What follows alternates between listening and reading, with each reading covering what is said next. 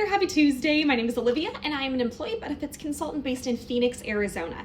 For fully insured groups, it can feel like there is very little transparency into how your premium is calculated and why you're receiving renewal increases. For experience-rated fully insured groups, I am walking through the elements that make up your renewal premium calculations, and today we're talking about your actual claims. Claims can be inflated by a number of different factors, and there are also hidden carrier profit areas embedded within claims. Projected trend increase, carrier shared savings revenue, capitation revenue, spread pricing, and pharmaceutical rebate revenue.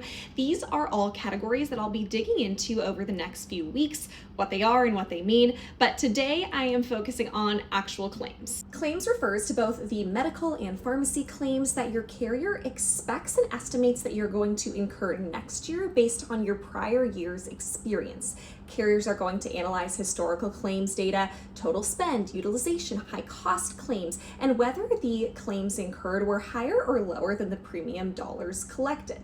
In addition to high cost claims, shock claims, they're looking for patterns to help project what next year's costs might look like. On an experience rated fully insured renewal, there is a portion of your premium that is pooled or manual, and there is a portion that is experience rated. You can see this by looking at the credibility level on your renewal workup.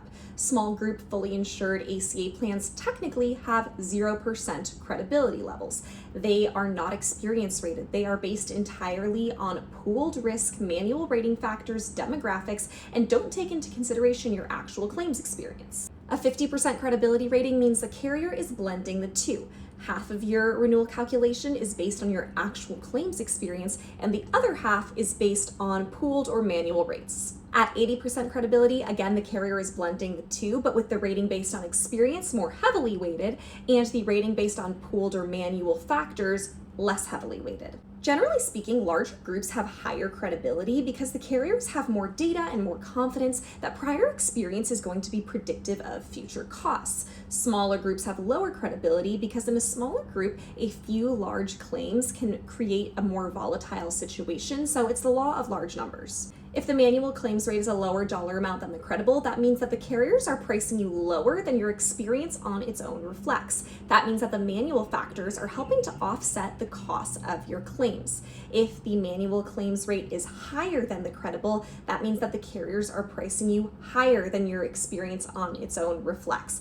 That means that you could be subsidizing some of the poor performing groups in the risk pool, and it could potentially mean that you could be a candidate for alternative funded solutions. If you're fully insured, a comprehensive underwriting review can help pinpoint exactly where your premium dollars are going and give us grounds to negotiate and advocate on your behalf. If you're curious as to what this could look like for your organization, you know where to find me. In the meantime, thanks for watching and have a great rest of your day. Okay, bye.